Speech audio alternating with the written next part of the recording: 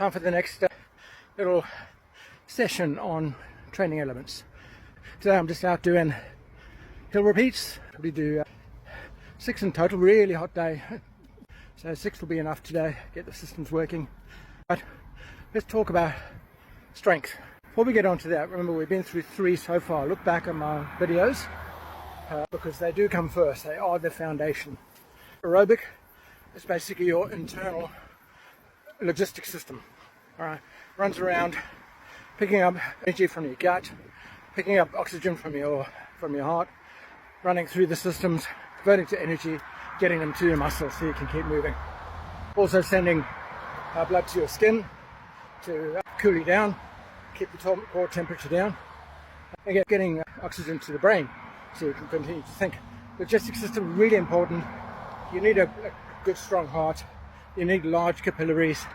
Got to do that 80% aerobic training to actually develop those. Otherwise going distance in aerobic sport becomes really difficult and limited. Next one was muscular endurance, being able to not just walk, run, but actually get the muscles to deal with the thousands and thousands of repetitions they need to do in a typical endurance race, whether it be 400, whether it be an ultra marathon, whether it be a multi-day. You've got to have that muscular endurance so your muscles don't break down, don't cramp, don't tear. Really important factor of endurance racing. Again, it's about making the distance. Got to cater for the number of repetitions that you actually need to handle. Third one was aerobic. Technique. It's removing the inefficiencies and making sure you've got solid biomechanics. So there's limited or no resistance in what you're doing, run, swim or bike. Limiting that drag, that resistance of the foot strike in the wrong place, etc. But also making sure your biomechanics are right so you're not creating injuries, not using joints as they're not meant to use, and then creating issues with muscles and joints. Those are the first 3. Those are the foundation. Got to have those in place for any sort of endurance sport. Alright, the next one we'll move on to is muscular strength.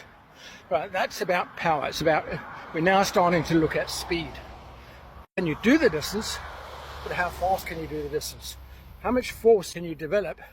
And then with muscular endurance, the number of repetitions turns into power. Force is how much you can actually push in one motion. Power is the amount of forces you can reapply or consistently apply over time, gives you power. FTP, for example, is how much force you can apply for an hour. It converts into your FTP, which is functional power.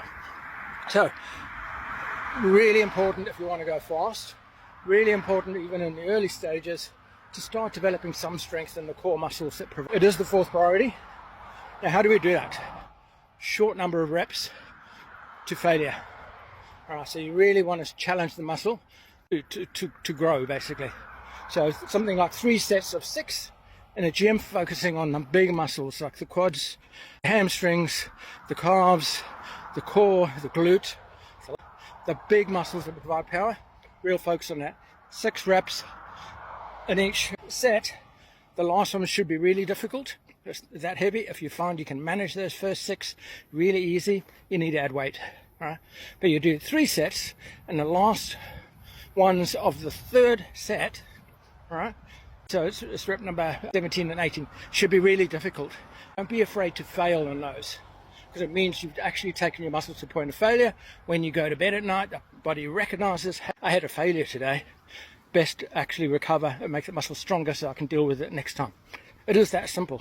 So with strength, short number of repetitions, train to failure, 6 to 8 reps, 3 sets is enough. Right, cycle through those primary muscles. Again, the power muscles, the quads, the glutes, the hamstrings, the calves, the lats.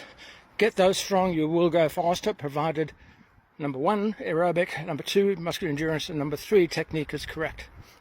Use the gym. Do a lot of this in the off season where it's not interrupting your specific training for your event.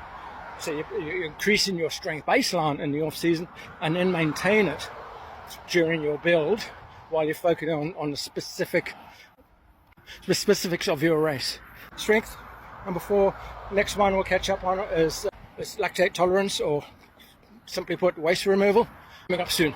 Hope this is useful. Reach out if you want any. Thank you. Bye.